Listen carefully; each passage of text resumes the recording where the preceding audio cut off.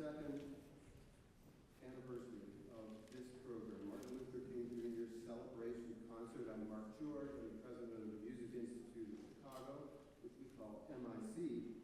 MIC is a nonprofit community music school. We teach music in places from Lake Forest to Chicago, and even in this very building downstairs. So we would be thrilled if you joined our musical community. We teach students of all ages. So it has been my great pleasure to collaborate with the co-sponsor of this event, the Evanston Interfaith Clergy and Leaders, led by Eileen Wiviot of Evanston Unitarian Church and Reverend Dr. Michael Nabors of Second Baptist Church. You'll hear him speak a little bit later, and also the installation of new officers for the NAACP, which I'm very excited about. I hope this partnership continues for many years. So MIC also has many wonderful arts partners, organizations that believe the arts and arts education must be accessible to students from every walk of life. They, along with MIC students and faculty, are presenting today's musical program. A newly commissioned work by Nguyen Dang Duo, a resident composer from an organization called Hearing and Color. A work created for this program by Dance Center Evanston, as well as young students, and I have a couple of program notes here as I say that, from Ravinia, Reach, Teach, Play. Adrian Rodriguez is heartbroken that he was sick today and he could not come in to play his piece on the marimba, which I was very much looking forward to. And also the Chicago Musical Pathways Initiative, and of course from the Music Institute of Chicago. And the one correction about that is you'll see there's a violinist in the program later, but he's not a violinist, he's a violist. So that's my correction.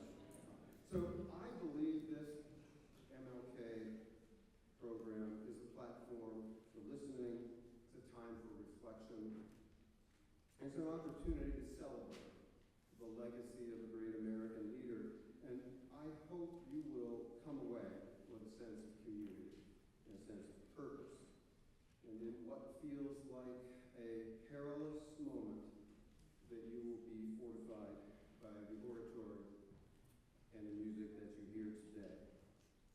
So we will follow the printed program with the exceptions that I noted, but at any point you can stroll back out into the lobby to watch and take a look at the exhibition, the art exhibition curated by Fran Joy and the Evanston Arts Center, which they've done now for 4 years in a row. You can also access the restrooms through the lobby on the lower level. Finally, I'd like to express my sincere thanks to the MIC staff and faculty who make all of this stuff happen. So thank you guys.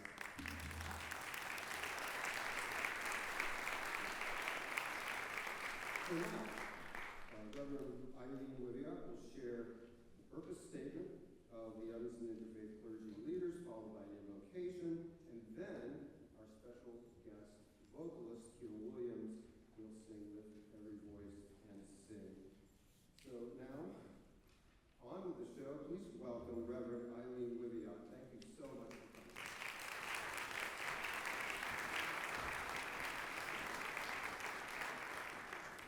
Thank you so much, Mark, and thanks for everyone for being here. I am the Reverend Eileen Wiviot from the Unitarian Church of Evanston, and I want to just point out that the Evanston Interfaith Clergy and Leaders is really a collaborative, leaderful group of faith leaders who have gathered for many years to offer one another collegial support and collaborative justice efforts and to build collaboration towards resisting and responding to the needs of our community.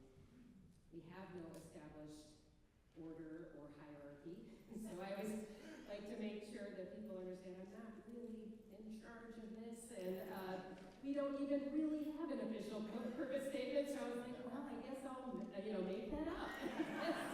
We really are. We're not a non-for-profit. We're not a 501c3. We are friends. We are colleagues, and we are accountability partners in the work of building the world that we long for, one more just and liberated. We know that the divine source of all goodness calls us to be in beloved community, to care for each other, and for the most vulnerable and marginalized among us. We know that the spirit of life and love calls us to do what we can to dismantle the systems of injustice which oppress some for the profit of a few. As faith leaders, we come together to support one another in our work, to carry on the prophetic or demanding task of practicing together the ideal of beloved community, as Dr. King has taught and perpetuated. For several years, the Evanston Interfaith Clergy and Leaders with the NAACP and Evanston Own It have held an interfaith event celebrating the remarkable life of the Reverend Dr. Martin Luther King Jr. on this third Sunday in January. This year, recognizing the kinship of the Music Institute of Chicago, the alignment of our purposes, and the centrality of music in all movements for justice, we are so pleased to be invited to share this time and this space today. We hope this may become a new tradition of mingled and amplified voices for justice and peace. So let us begin by invoking the words of the great Dr. King, who said, "This is where we are. Where do we go from here? First, we must massively assert our dignity and worth. We must stand up amidst a system that still oppresses and develop an unassailable and majestic sense of values. What is needed is a realization that power without love is reckless and abusive, and that love without power is sentimental and anemic. Power at its best is love implementing the demands of justice, and justice at its best is power correcting everything that stands against love. And this is what we must see as we move on. May we enter into the sacred time of community honoring and celebrating of a life that exemplified the co-creation of love, power, and justice, who showed us the way of civil disobedience, nonviolent resistance, and change through organized action. Let us carry on his vision, expanding collective power, transformative justice, and the profound beauty of beloved community. Thank you for being here today.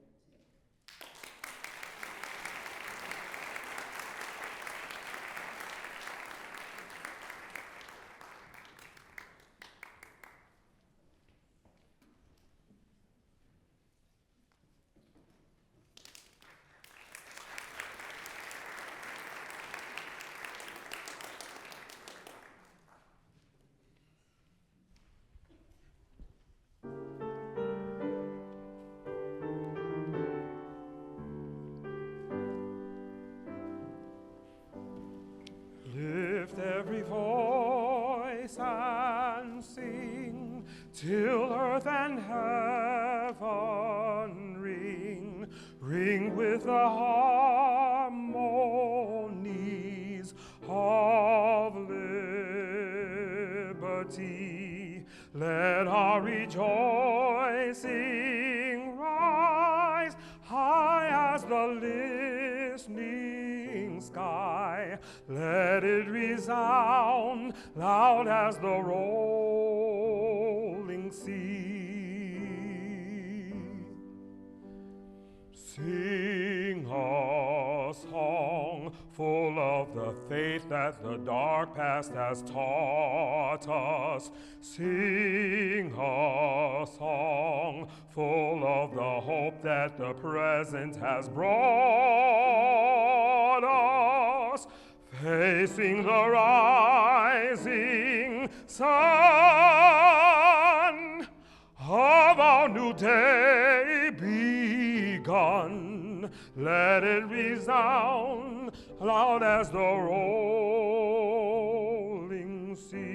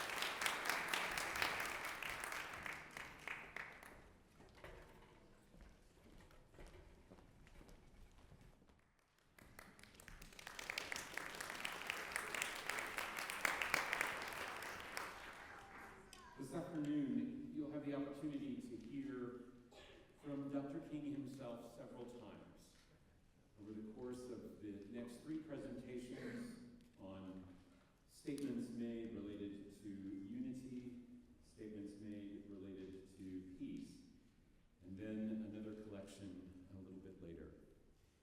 I was always told whenever you're talking about a sermon, you always need to make sure people understand the context. These words were preached by Reverend Dr.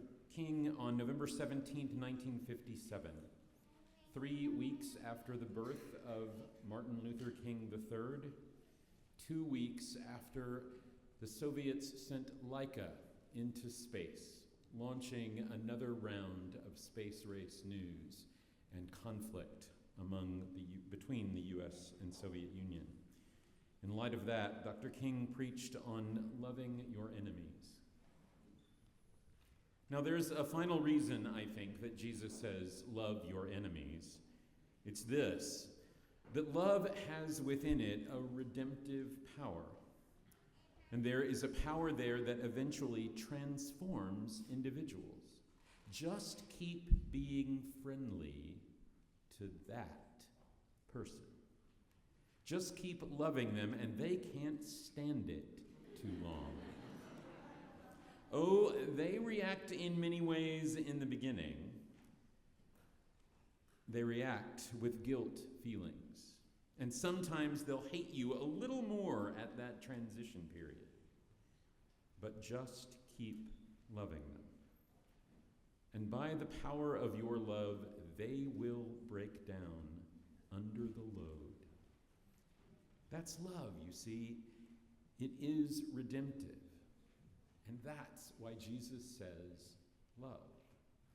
There's something about love that builds up and is creative.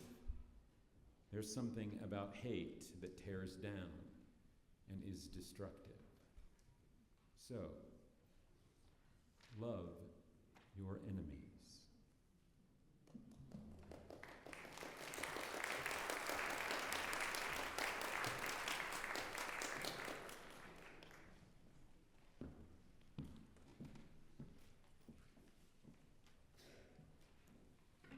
It is a good day to be among beloved community. It is a good day to be among community that is interfaith and multiracial, multicultural, multi-economic, and to be together. Our consortium of Evanston Interfaith Clergy and Leaders has come together around many things, and over a year ago worked through how we would find our voice in what happened both here in Evanston and across the world, and specifically across the Middle East. And it was with great anxiety and great hope and great relief that many of us awoke early this morning to watch an actual ceasefire begin in Israel and Gaza.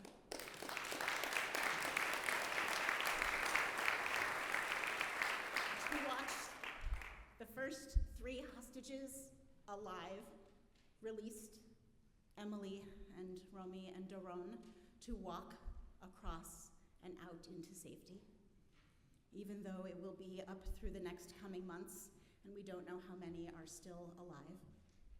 And to watch hundreds of aid trucks pour into Gaza to help innocent civilians. This is a long road, but it is a day to lift up beloved community. And that is the piece of Dr. King's writing I bring today. This is what is inscribed outside Dr. King and Coretta Scott King's tomb in Atlanta, across the street from the Ebenezer Church, on that beautiful pavilion with the reflecting pools. And it says, "Beloved community is a realistic vision of an achievable society, one in which problems and conflict exist, but are resolved peacefully and without bitterness. In the beloved community, caring and compassion drive political policies that support the worldwide elimination of poverty and hunger in all forms of bigotry and violence. The beloved community is a state of heart and mind, a spirit of hope and goodwill that transcends all boundaries and all barriers and embraces all creation. At its core, the beloved community is an engine of reconciliation. This way of living seems a long way from the kind of world we have now, but I do believe it is a goal that can be accomplished through courage and determination and through education and training if enough people are willing to make the necessary commitment.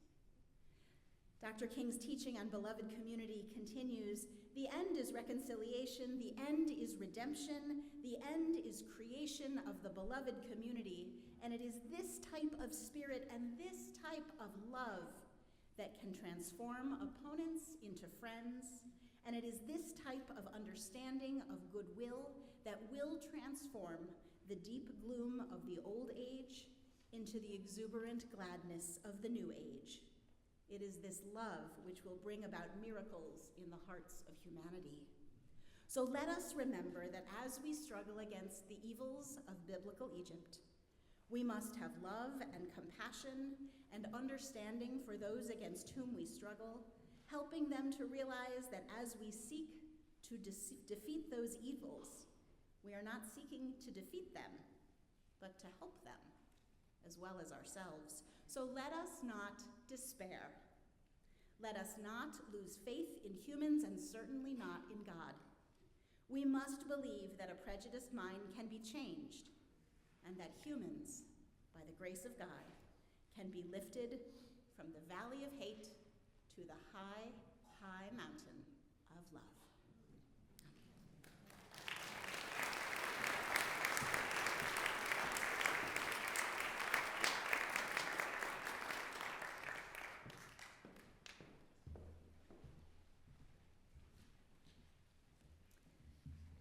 I learned just this month that in 1965, Dr. King spoke in Winnetka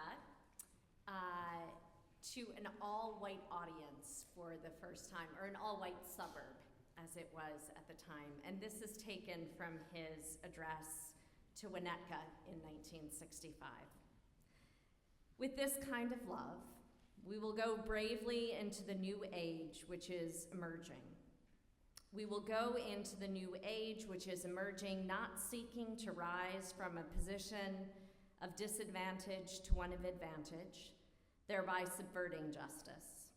We will not seek to substitute one tyranny for another. We will know that doctrine of Black supremacy is as evil as the doctrine of white supremacy. For God is not interested merely in the freedom of Black men and brown men, but God is interested in the freedom of the whole human race, the creation of a society where all men will live together as brothers, where every man will respect the dignity and worth of human persons.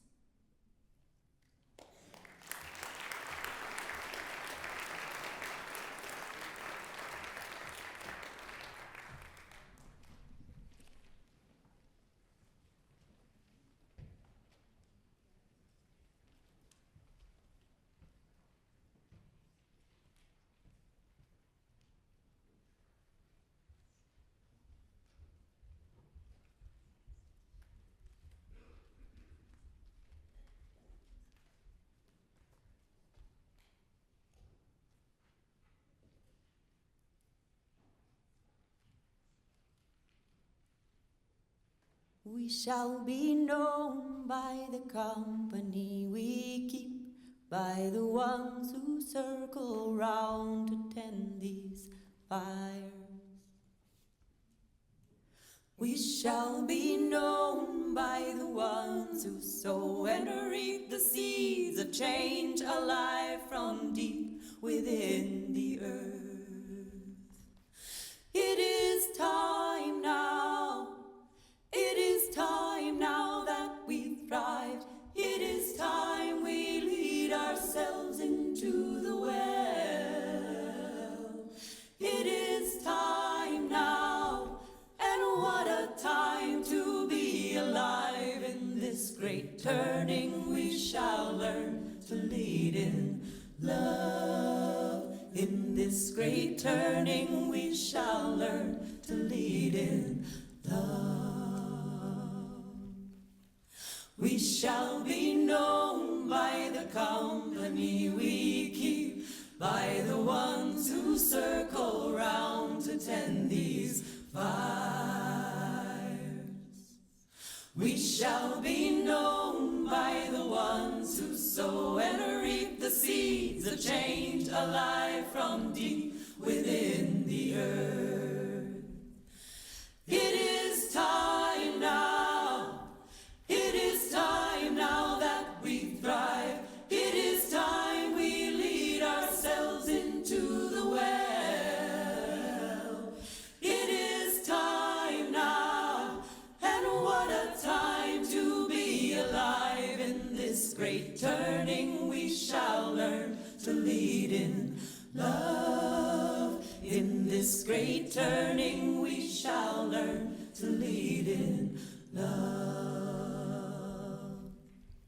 We shall be known by the company we keep, by the ones who circle round to tend these fires. We shall be known by the ones who sow and reap the seeds of change alive from deep within the earth. It is time now. It is time now that we thrive. It is time we lead ourselves into the well. It is time now, and what a time to be alive. In this great turning we shall learn to lead in love. In this great turning we shall learn to lead in love. In this great turning we shall learn to lead in love. In this great turning we shall learn to lead in love.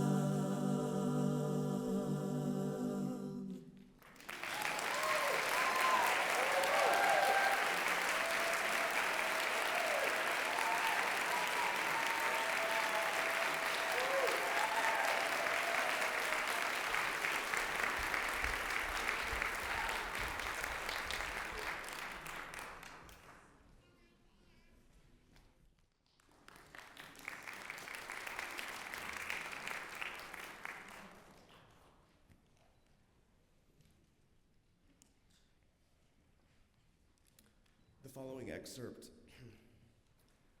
comes from Dr. King's last and most radical presidential address to the Southern Christian Leadership Conference, and is found in his speech, Where Do We Go From Here?, from the year 1967.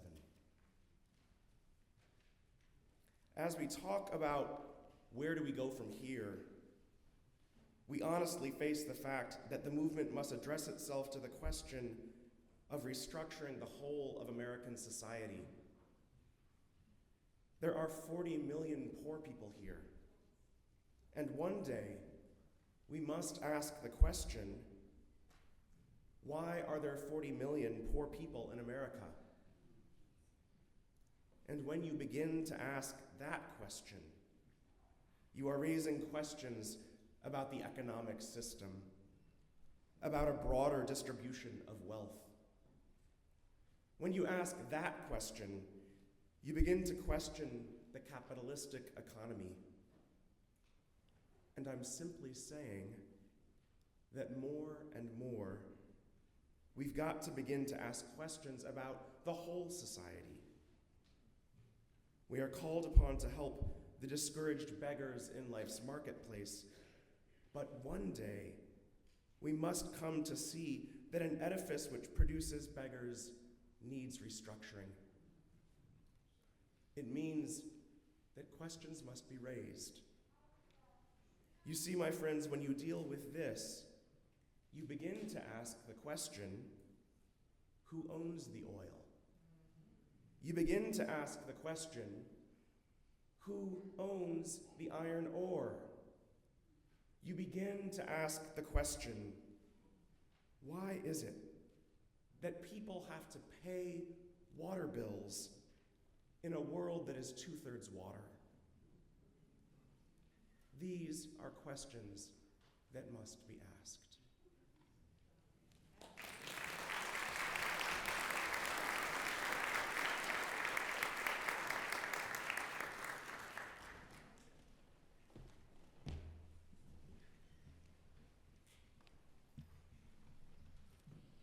First of all, that dance was amazing, wasn't it? It was unexpected. In 1966, Reverend Martin Luther King was at Monmouth College, and he spoke. And I don't know if I can get through this. It's so powerful. So forgive me if I have to pause.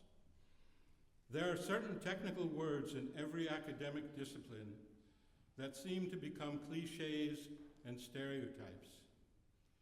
Modern psychology has a word that is probably used more than any other word in psychology. It is the word maladjusted. Certainly we all want to achieve the well-adjusted life in order to avoid neurotic and schizophrenic personalities. But I must honestly say to you, my friends, that there are some things in our country and some things in the world to which I'm proud, to be maladjusted, to which I call upon all people of goodwill to be maladjusted until the good society is realized. I must honestly say that I never intend to adjust myself to segregation and discrimination. I never intend to adjust myself to religious bigotry.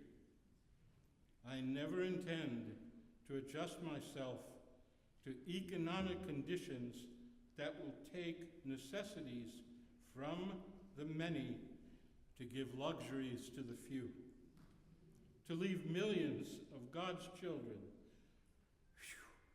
smothering in an airtight cage of poverty in the midst of an affluent society. I never intend to adjust myself to the madness of militarism and the self-defeating effects of physical violence. But in a day when Sputniks and Geminis are dashing through outer space and guided ballistic missiles are carving highways of death through the stratosphere, no nation can win a war. It is no longer a choice between violence and nonviolence.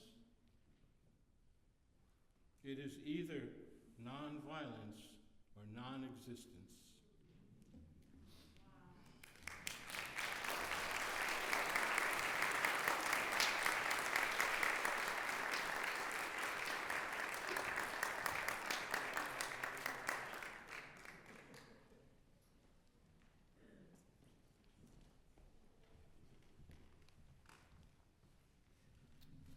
As I was planning worship today, I was looking for something that might be the words of Reverend Dr. Martin Luther King Jr. that could also speak to us of what we're going to experience for these next 4 years. So this is an excerpt from his speech, Our God is Marching On, which he gave March 25th, 1965 in Alabama. Today I want to tell the city of Selma. Today I want to tell the state of Alabama. Today, I want to say to the people of America and the nations of the world that we are not about to turn around. We are on the move now. Yes, we are on the move, and no wave of racism can stop us. We are on the move now. The burning of our churches will not deter us. The bombing of our homes will not dissuade us. We are on the move now. The beating and killing of our clergymen and young people will not divert us. We are on the move now, and we are moving to the land of freedom. Let us therefore continue our triumph march to the realization of the American dream. Let us march on segregated housing until every ghetto or social and economic depression dissolves, and Negroes and whites live side by side in decent, safe, and sanitary housing. Let us march on segregated schools until every vestige of segregated and inferior education becomes a thing of the past, and Negroes and whites study side by side in the socially healing context of the classroom. Let us march on poverty until no American parent has to skip a meal so that their children may eat. March on poverty until no starved man walks the streets of our cities and towns in search of jobs that do not exist. And let us march on ballot boxes until race baiters disappear from the political arena. Let us march on ballot boxes until the salient misdeeds of bloodthirsty mobs will be transformed into the calculated good deeds of orderly citizens. Let us march on ballot boxes until we send to our city councils, state legislators, and the United States Congress people who will not fear to do justly, love mercy, and walk humbly with thy God. And there is nothing wrong with marching in this sense. The Bible tells us that the mighty men of Joshua merely walked around the walled city of Jericho, and the barriers to freedom came tumbling down. The battle is in our hands, and we can answer with creative nonviolence the call to higher ground to which the new directions of our struggle summons us. The road ahead is not altogether a smooth one. There are no broad highways that lead us easily and inevitably to quick solutions, but we must keep going. The only normalcy that we will settle for is the normalcy that recognizes the dignity and worth of all of God's children. The only normalcy that we will settle for is the normalcy that allows judgment to run down like waters and righteousness like a mighty stream. The only normalcy that we will settle for is the normalcy of brotherhood, the normalcy of true peace, the normalcy of justice. And I know you are asking today, how long will it take? How long? Not long, because the arc of the moral universe is long, but it bends towards justice. God's truth is marching on.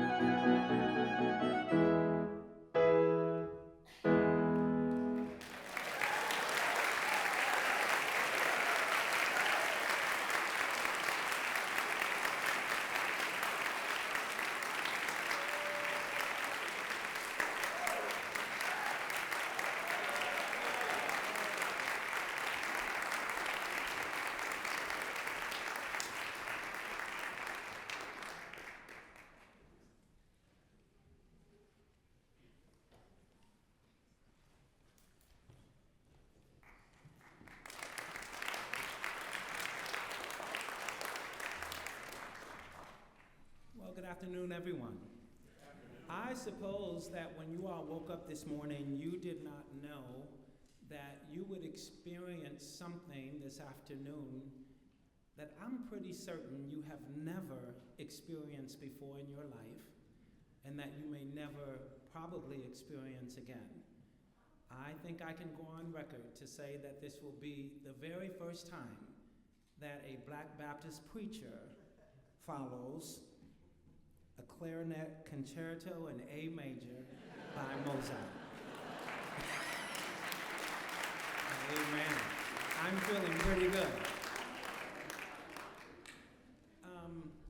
To Mark George and to the staff and board of the Music Institute of Chicago, and to my esteemed colleagues who are from the Evanston Interfaith Clergy and Leaders.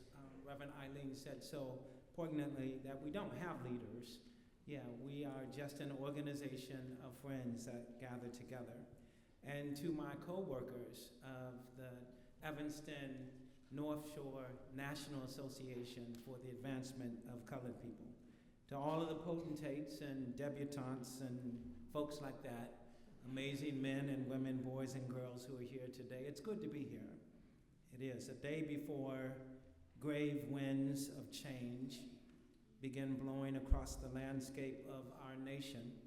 It is good to be here. Just after the disappointing end of another football season for the Chicago Bears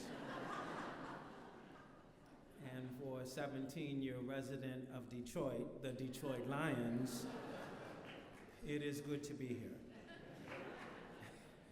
Let me share how delighted I am to be gathered together inside this beautiful Nichols Hall of the Music Institute of Chicago here in Evanston. I'm delighted for three reasons. Mark has alluded to one. One, we are inside rather than outside. We have had our share in Evanston over the 10 years that I've been here of having gatherings outside, even in the wintertime, just down the street at Fountain Square. It is wonderful that Providence provides us common sense to gather inside in the cozy confines of this wonderful venue. Two, I'm delighted because we are doing something new and different in 2025. Several months ago, Mark reached out to dialogue about this day. From early conversations, something wonderful and I think even magical evolved. The Music Institute's annual Martin Luther King Jr. concert, the Evanston Interfaith Clergy and Leaders annual Martin Luther King Jr. service, and the installation of the Evanston North Shore NAACP, all rolled up into a wonderful mosaic of the human family. It was Dr. King who said, "We are all caught up in a mutual web of interdependence. I cannot be everything that God intended for me to be unless you are everything that God intended for you to be." There may be no more important time, in our nation's recent history for people of various backgrounds, races, ethnicities, and religions to gather together in unity. And third, I was especially delighted to hear, Mark, that my invitation here today is designed around the pivotal words, giving remarks. Yeah. That means no sermon. That means no speech. That means no homily. That means no oratorical presentation or rhetorical lecture, as if you, the audience, were members of a congregation or students in a lecture hall. You'll be happy to know that in our African American religious tradition, giving remarks usually means saying a few words. And I think that is utterly appropriate today for a community celebration of Dr. Martin Luther King Jr. On such an occasion, emphasis, I think, should not be on the speaker or speakers, but on Dr. King. My remarks will focus on Dr. King and his incredible commitment to the power of community. For I contend that of all the places that I have lived and worked, from Kalamazoo, Michigan to Princeton, New Jersey, from Trenton, New Jersey to Philadelphia, Pennsylvania, from Detroit, Michigan, to this hamlet along the side of southwestern shores of Lake Michigan. Evanston is a special and amazing community, and I have not lived in one that is more special or more amazing. Not perfect, but amazing. Not greater than any other, but amazing. In his book, Where Do We Go From Here? Chaos or Community, Dr. King wrote, a true revolution of values will soon look uneasily on the glaring contrast of poverty and wealth. It will look at thousands of working people displaced from their jobs with reduced incomes as a result of automation, while profits of employers remain intact. And it will say this is not just. Let us be dissatisfied until America will no longer have high blood pressure of creeds and anemia of deeds. In the days ahead, we must not consider it unpatriotic to raise certain basic questions about our national character. Dr. King wrote these words and all of the others that you've heard that are so applicable to this January 19th, 2025, 58 years ago. During a sabbatical last summer, I traveled to many places, 3 countries, 9 states, 17 cities, and at every stop, whether Seoul, South Korea, or Tokyo, Japan, North Buxton, Canada, or the north side of Kalamazoo, Michigan, the historical Boston, or the vibrant New Orleans, I did not see one place that I would rather live in these days and times than Evanston, Illinois. For it is in this community that we can all bear witness that there are more people of goodwill than those who do not have goodwill. There is a spirit here of mutual cooperation, even on the most divisive of issues. Chrissy Harris, my friend, said that Evanston has 75,000 residents and 85,000 opinions. That, my friends, is the foundation of these United States of America. And I believe Dr. King had this in mind when he shared his dream of the world on August 28, 1963. Everyone has the right to voice their opinion. Free speech, a free press are the linchpins of beloved community. You just have to be patient and know that everyone will not agree with you, and you are not always right. I remember being a child, probably in the 5th or 6th grade, and I came home one day and my mom had to put me in check. She said she got a call from the school. And I said, Mom, I didn't do it. And she said, what didn't you do? And I said, whatever they said. And I chose a particular teacher, and at that time in Kalamazoo, we had classes in the 5th grade that revolved, so we had 6 or 7 different teachers. And I said, well, Mrs. So-and-so is just wrong.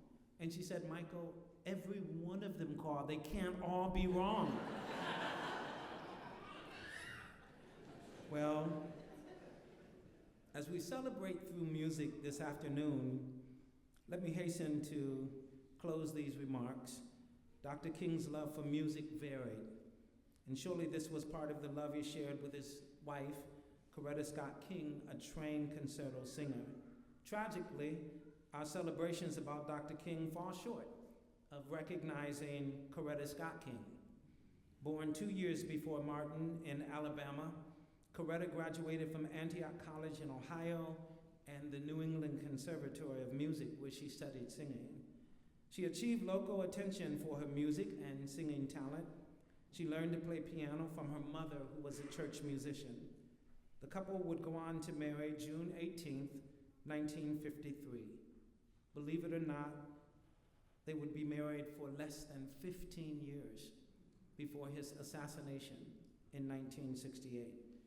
It is simply inconceivable these many years to know how a 40-year-old widow with 4 children, married to the civil rights icon of the century, had the power to go on. For the next 4 years, like her husband before her, Coretta would be under the surveillance of the Federal Bureau of Investigation. How did she make it?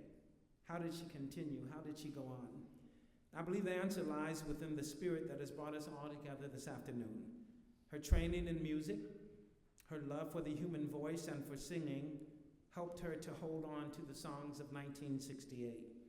While the depth of her mourning cannot be measured, Coretta must have been encouraged by hearing Otis Redding singing Sitting on the Dock of the Bay, 1968. Or Hugh Masekela, some of you, I don't know that. Grazing in the grass is a gas, now baby, can you dig it? Or Sly and the Family Stones, Dance to the Music. Or Jose Feliciano, Come On Baby. And no doubt James Brown, giving hope to all young people, saying, say it loud, I'm black and I'm proud. Music and song helped Coretta and her children to survive the unthinkable. Now, Dr. King loved every kind of music, and we don't always hear that. He said the blues tell the story of life's difficulties, and if you think for a moment, you will realize that they take the hardest realities of life and put them into music. Part of the civil rights movement's success was the fact that it was rhythmically moving to the freedom songs that played a strong and vital role in the struggle. King said music has strengthened us with its sweet rhythms when courage begins to fail. In 1968, Dr. King gave a keynote address, amen, about an hour, not remarks, at the Berlin Jazz Festival. He said, God has wrought many things out of oppression. He has endowed his creatures with the capacity to create, and from this capacity has flowed the sweet songs of sorrow and joy that have allowed humans to cope with their environment in many different situations. Jazz speaks of life. The blues tell the story of life's difficulties. When life itself offers no order and meaning, the musician creates an order and meaning from the sounds of the earth flowing through the instruments they play. And I believe one of the most beautiful instruments that is sounded out is the human voice. And Dr. King's voice was one of the greatest instruments ever played. The love Dr. King had for music came through to us in his voice. And this should be a reminder to us all that we have that same instrument at our disposal. He used his instrument as a change agent in the world. He sounded notes calling on justice for the oppressed, freedom for those in bondage, equality for those denied their rights. He sang out like a stringed section of an orchestra, if I can help somebody as I pass along. He used the mellow unity of the brass section, saying, I have a dream that one day my 4 children will live in a nation where they will be judged not by the color of their skin, but by the content of their character. He offered the rhythmic and reverberating power of drums when he said, let freedom ring from the prodigious hilltops of New Hampshire, the mighty mountains of New York, the heightening hilltops of the Alleghenies, the snow-capped peaks of the Rockies, the curvaceous peaks of California, Lookout Mountain of Tennessee, Stone Mountain of Georgia, and every molehill in Mississippi. That is why we have gathered together this afternoon, to hear his voice once again, to keep it alive, and to find our own individual voices so that we can create a cacophony of notes in heavenly harmony that reminds us that we are the dream that Dr. King had so long ago. I end on this note because I think it's very important. The night before his death, he said in his last sermon, if any of you are around, when I have to meet my day, tell them I don't want a long funeral. And if you get somebody to deliver the eulogy, tell them not to talk too long. Tell them not to mention where I went to school. That is not important. Tell them not to mention that I have a Nobel Peace Prize. That is not important. Tell them not to mention that I have 300 or 400 other awards. That is not important. But I'd like for somebody to mention on that day that Dr. Martin Luther King Jr. tried to be right on the war question. I'd like for somebody to mention on that day that Martin Luther King Jr. did in his lifetime try to love somebody. I'd like for somebody to mention on that day that Martin Luther King Jr. did try to clothe the naked. I did try to visit those who were sick and in prison. Yes, if you want to say it, you can say, if I can help somebody as I pass along. If I can cheer somebody with a word or song, if I can show somebody that I'm traveling wrong, then my living will not be in vain. When you leave here today, and after that doggone inauguration tomorrow, yeah, I said it. Use your voice. Make sure that your living is not in vain, and make this world a better place. God bless you.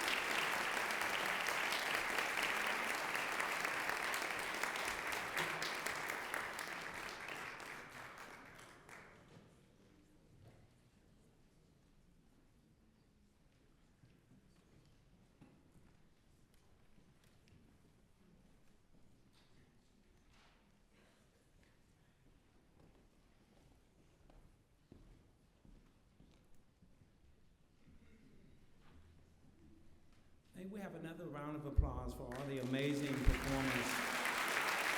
Absolutely amazing.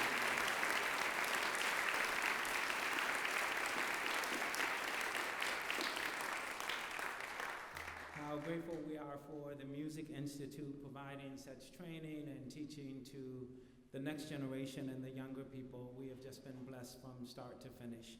And I know that, I'm, a person of faith, and, I think it says somewhere where you're not supposed to covet this and covet that and all of that, but, I wish I had the brother's voice who started us out. Brother Williams would lift every voice and sing.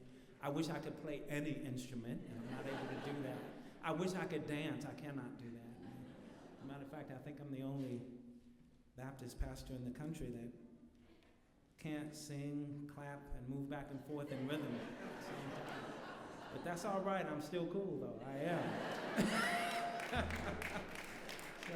So, amen. At this time, we are proud to share the installation of officers and the executive committee of the Evanston North Shore National Association for the Advancement of Colored People. I talked to Mark about adding this on, and it just seems so appropriate for everything that we are about today and for this community. So I'd like to first introduce those folk. I'm going to ask if you can stand, and if you can make your way up here to the stage, that would be great. If you're not able to do that, we invite you to just stand where you are. But starting out, yours truly, the President, Vice President, John Fuller.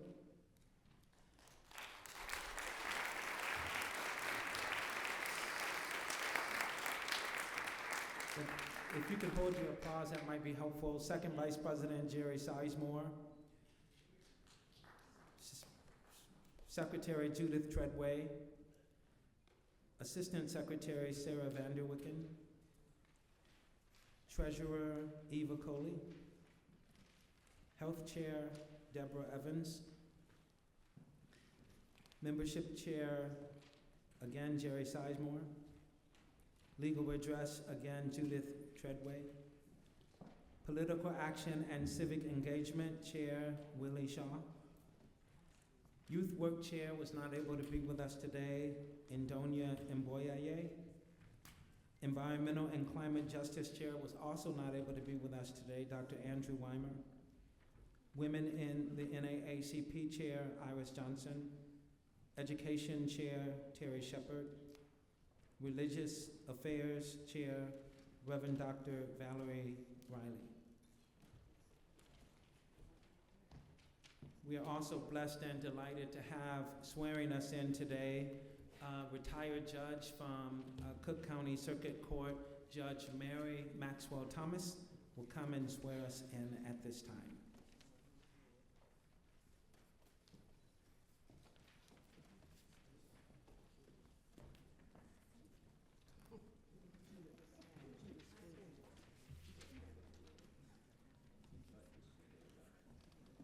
We are a little bit older, so give it up for the seniors who are still in the business of civil rights for all.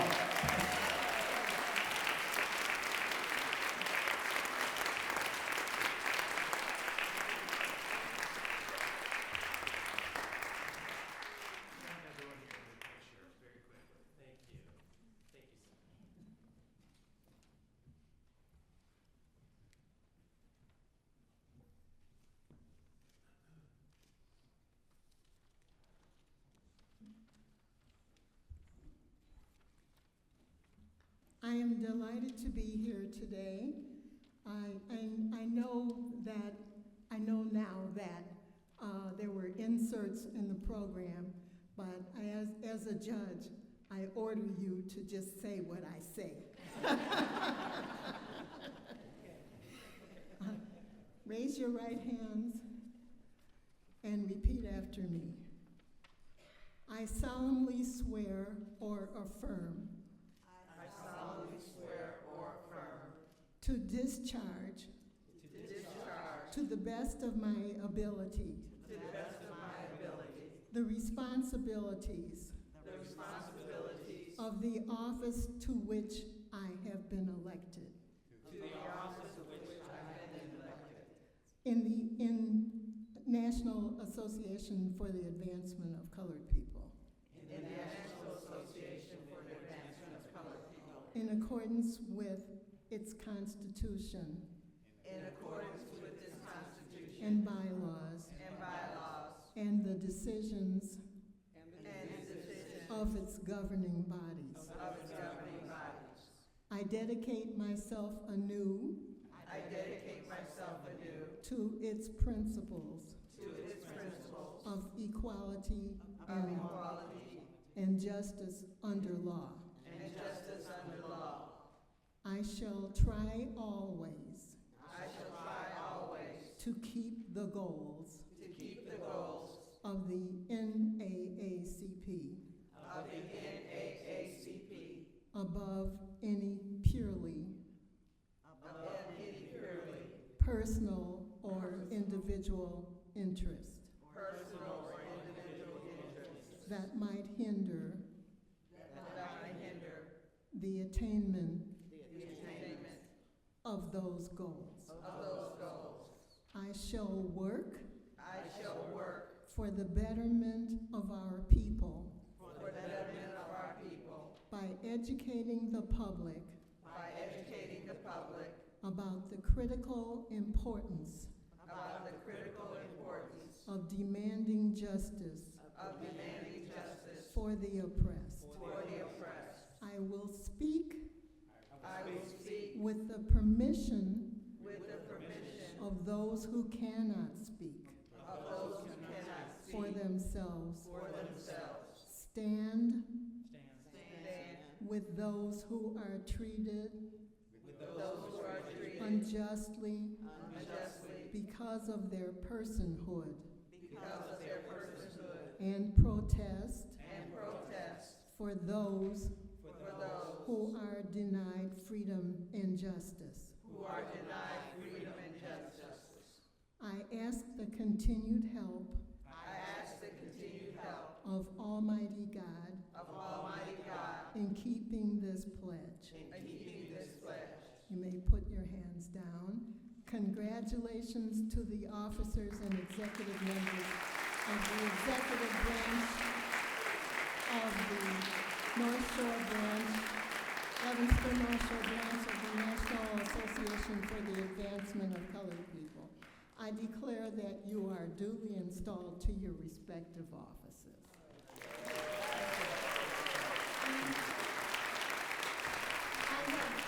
I have been tasked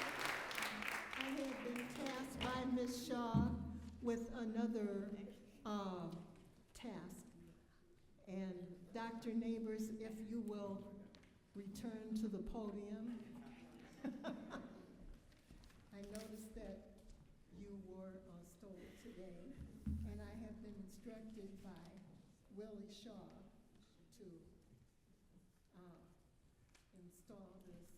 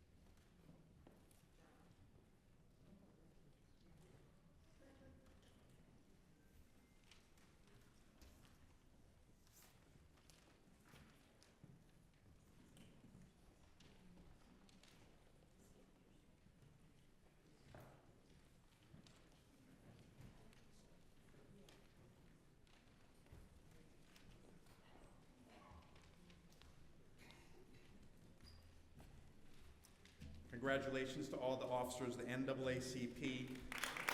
Once again, grateful for your leadership in our community. Now, at the close of our afternoon together, it is only right and just that we send one another forth with a blessing. Today I share with you a benediction and blessing that comes from the Franciscan tradition of the Roman Catholic Church. Now, St. Francis of Assisi and Dr. Martin Luther King Jr. lived centuries apart, but I think we may say that they were kindred spirits. They shared a passion for peace and justice and a vision for a world that is truly remarkable in its power and its glory. So receive now this benediction and blessing. May God bless you with discomfort at easy answers, half-truths, and superficial relationships, so that you may live deep within your heart. May God bless you with anger at injustice, oppression, and exploitation of people, so that you may work for justice, freedom, and peace. May God bless you with tears, to shed for those who suffer pain, rejection, hunger, and war, so that you may reach out your hand to comfort them and to turn their pain into joy. And may God bless you with enough foolishness to believe that you can make a difference in this world, so that you can do what others claim cannot be done, to bring justice and kindness to all of our children and all of the world. Let the people say, Amen.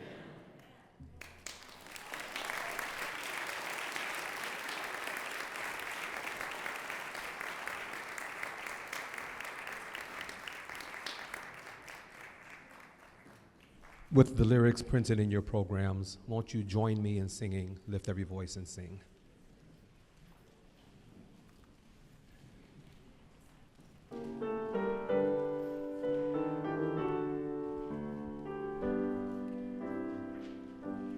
Lift every voice and sing till earth and heaven ring, ring with the harmonies of liberty.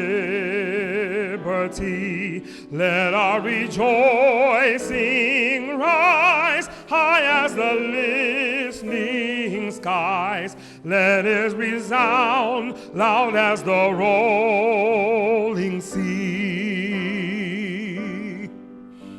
Sing a song full of the faith that the dark past has taught us. Sing a song full of the hope that the present has brought us.